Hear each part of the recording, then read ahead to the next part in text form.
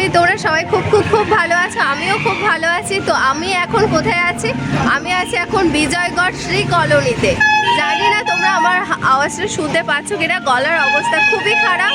তো আমি এখন চলে এসেছি আমার মানে স্বপ্ন পূরণ করতে, সেটা কিনা গিটার কিনতে। তো তোমরা ধরেই নিয়েছো। আর আমি এখন আছি একদম নয়েজ ফ্যাক্টরির দোকানের একদম সামনে। তো চলো দাদার দোকানে যাওয়া যাক।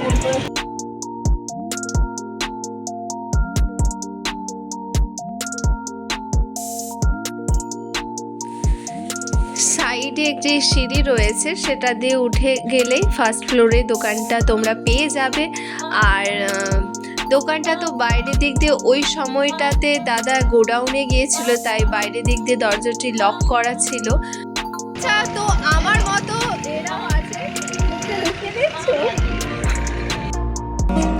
তো এই সময় দোকানটি ফাঁকা ছিল আর আমরা তিনজনে মিলে দোকানে একে অপরকে সাজেস্ট করছিলাম আর সব বাজিয়ে বাজিয়ে দেখছিলাম। ওরাও গিটার কিনতে এসেছিল আমার মতোই। খুব ভালো একটা কয়েক সেকেন্ডের মধ্যে খুব ভালো একটা ফ্রেন্ডশিপ হয়ে গেল এবং ওরা খুব ভালো, মানে ওরা আসছিল উত্তর 24 পরগনার আসলামাবাদ থেকে। এবং সত্যি ভাবা যায় না যে কয়েক সেকেন্ডের মধ্যে তুই তুই করে কথা বলবো এত ফ্রেন্ডলিভাবে। তো আমার মতো এরকম এক্সট্রোভার্ট তোমরা মানে কারা আছো যাদের সাথে এইরকম কিছু কিছু ঘটনা ঘটে, তো আমাকে জানাতে ভুলবে না।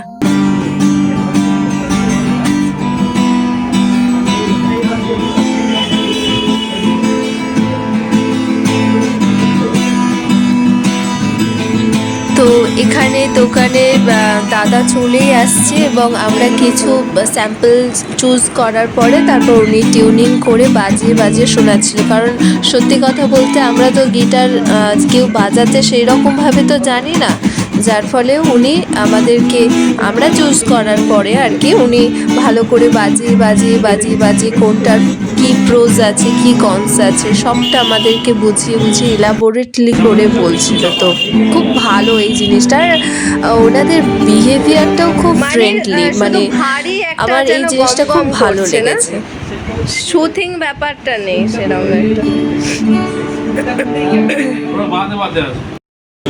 And yeah this is my guitar. এটাই আমার ফাইনাল করা গিটার এবং এটাই আমি কিনেছি কারণ এটা আমার না খানিকটা লাভ অ্যান্ড ফার্স্ট সাইটের মতো হয়ে গেছিলো। অ্যান্ড আমার ওই আওয়াজটাও ভালো লেগেছে, তার সাথে কালারটাও। তো গাইস, অবশেষে আমার মানে গিটার কেনার মানে শখটা পূরণ হয়েছে আজকে। আর তোমাদেরকে দেখিয়ে দিচ্ছি, মানে আমার খুব ভয় লাগছে, আমি জানি না। এখান থেকে সোজা আমি রানীকুঠির মোড়ে যাচ্ছি। দেখা যাক ওখান থেকে আবার নাকতলা হাওড়ার বাসটা ধরবো। আর এখানে স্টাফেদের বিহেভিয়ার দাদা মানে ভীষণ ভালো, আর আমার তো খুব ভালো লেগেছে, দুর্দান্ত লেগেছে। এবার দেখা যাক কীরকম কী শিখতে পারে, সেটাই হচ্ছে আসল কথা। আর চলো দেখে নাও, আমি বসেও আছি, মানে কতটা ভয় করে, মনে হচ্ছে না কোনো বাচ্চাকে কোলে নিয়ে বসলে পারে যেমন অবস্থা হয় ঠিক সেরকম অবস্থা। আমার খানিকটা মনে হচ্ছে ভয় ভয় লাগছে। খুব এক্সাইটেড, খুব এক্সাইটেড।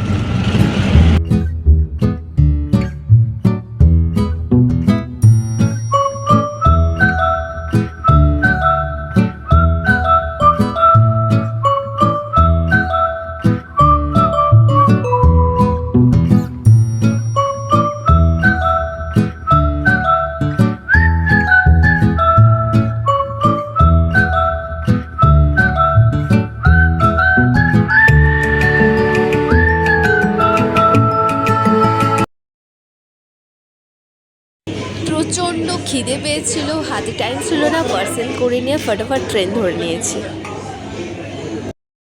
কোলাঘাট চলে এসেছি, এইবার আমরা কোলাঘাটে স্টেশনে নেমে পড়বো। আর বাবা তো ওখানে দাঁড়িয়ে আছে স্টেশনেতে, বাবা আসছে তো নিতে। চলো, ঠান্ডায় পুরো জমে গেছি, এমনি গলার অবস্থা শেষ, আর এমনি তো আমিও ঠান্ডায় মানে জমে গেছি।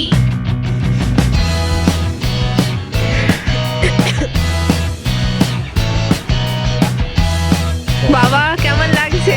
হ্যাঁ, এরকম কাঁদে, এরকম ভালো লাগছে। তো বাবা নিয়ে চলে এসছে, আমি ছটপট উঠে গিয়ে বাড়িতে গিয়ে কথা হচ্ছে। হে গাইস, তো আমি পৌঁছে গেছি বাড়ি এবং সত্যি আজকের দিনটা খুব খুব খুব সুন্দরভাবে কেটে গেল। মানে বুঝতেই পারলাম না যে হয় এরকম, দেখবে ভালো ভালো দিনগুলো খুব তাড়াতাড়ি চোখের নিমিষে কেটে যায়।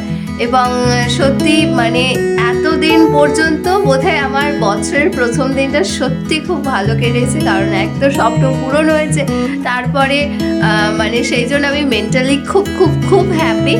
আর ফিজিক্যালি একটু এক্সস্টেড হয়ে পড়েছি, কারণ স্বাভাবিক সেই সকাল 9টায় মনে হয় বাড়ি থেকে আমি বেরিয়েছি, 9টা কি 9:30 হবে, যাই হোক। তারপরে মানে এই জাস্ট বাড়ি পৌঁছেছি। তো এখন বাজে হচ্ছে 8:40। তো সেই জন্য এক্সস্ট তো থাকবো, সেটা আমার চোখ মুখ দেখলেই তোমরা বুঝতে পারছো। আর তার উপর তো হচ্ছে 2 সপ্তাহ ধরে আমায় ভুগোচ্ছে ঠান্ডা, আমার চোখ টোক লাল হয়ে গেছে, আর গলার ভয়েস তো চেঞ্জ হয়েই গেছে, তোমরা কথা শুনেই বুঝতে পারছো।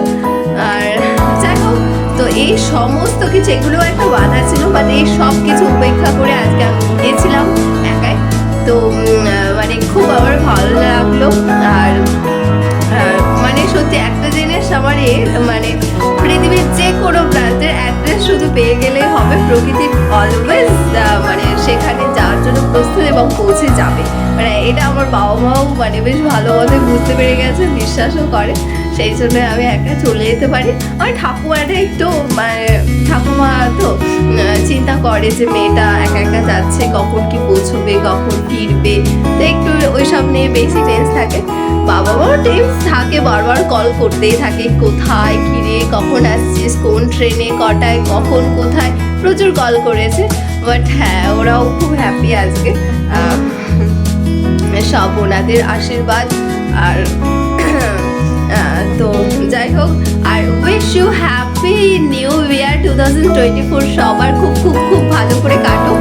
এবং আমি এটাই আশা করবো যে দেখো এবার পজিটিভ নেগেটিভ দুটোই থাকবে, তোমাকে চুজ করতে হবে যে তুমি কোনটাকে গ্র্যাব করতে চাও। আর অলওয়েজ নেগেটিভিটি থাকবে, আমাদের চারপাশে প্রচুর প্রচুর নেগেটিভিটি আছে, কিন্তু আমাদেরকে বুদ্ধি করে পজিটিভটাকে চুজ করতে হয়। তো বাস এইটুকুই, আর বেশি জ্ঞান দেবো না।